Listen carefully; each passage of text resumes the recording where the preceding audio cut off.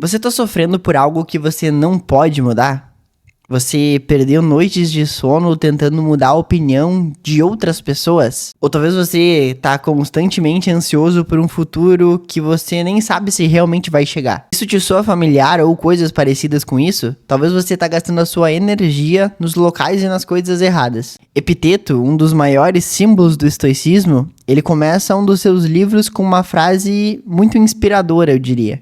Algumas coisas estão sob nosso controle, a maioria não. E essa distinção é o coração da filosofia estoica de hoje em dia. E hoje a gente vai tentar explorar um pouco sobre isso pra gente ter mais foco, mais paz e mais sucesso talvez na nossa vida. O estoicismo, ele nasceu num ambiente muito conturbado. Filosofias antigas como de Epiteto, Marco Aurélio, Sêneca, por exemplo, elas foram desenvolvidas durante períodos de muita escravidão, de muita pobreza, de guerras e instabilidades políticas também. Eles não falavam, que nem hoje em dia, de lugares pacíficos ou de dentro de laboratórios, mas sim do meio de todo o caos que estava acontecendo na época. Então, para os estoicos, a liberdade, ou a chave da liberdade, estava entre a gente separar as coisas que estão no nosso controle sobre as que não estão no nosso controle. Por exemplo, como reagimos, como nos comportamos, como respondemos às coisas que nos são perguntadas. Ou as coisas que a gente não controla, como o clima, a morte, o que os outros fazem, a fama, a nossa sorte, por exemplo.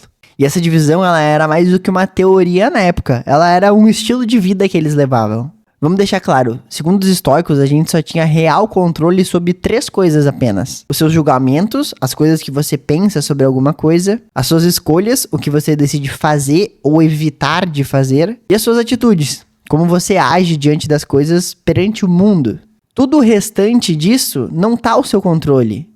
Se as pessoas amam a gente não controla a economia, a gente não controla a saúde dos outros, e a gente não controla também se algo realmente vai dar certo. Mas isso, na verdade, pra mim é libertador, porque permite a gente focar no que realmente está ao nosso controle e deixar de lado tudo aquilo que é inalcançável pra gente. A gente sofre por tentar controlar as coisas que a gente não tem controle. A gente sofre por confundir desejo com direitos. A gente sofre porque coloca a nossa paz sobre as outras pessoas ou sobre as circunstâncias do ambiente. Mas quando você para e se pergunta, isso depende somente de mim ou isso depende de mim, você retoma as rédeas da sua vida.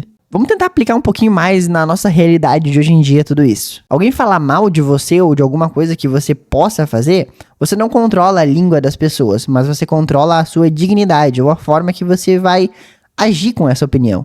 O mercado de trabalho, ele tá difícil, você não controla a economia num geral, mas você controla sim o seu esforço e dedicação sobre aprender alguma coisa nova, por exemplo, para trocar de carreira. Você tá doente? Claro, nem tudo depende de você nesse contexto, mas você pode controlar as suas atitudes que você vai ter durante a doença. Você pode fazer um simples exercício estoico diário. Pega um papel, divida ele no meio e as 2 colunas vão ser posso controlar e não posso controlar. Anota ali tudo que tá te incomodando.